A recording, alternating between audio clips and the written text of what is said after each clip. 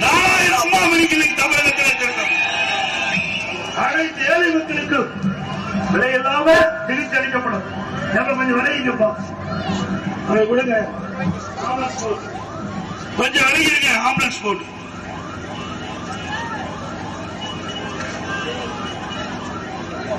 கொஞ்சம் விளையிருங்க தம்பி. அதோட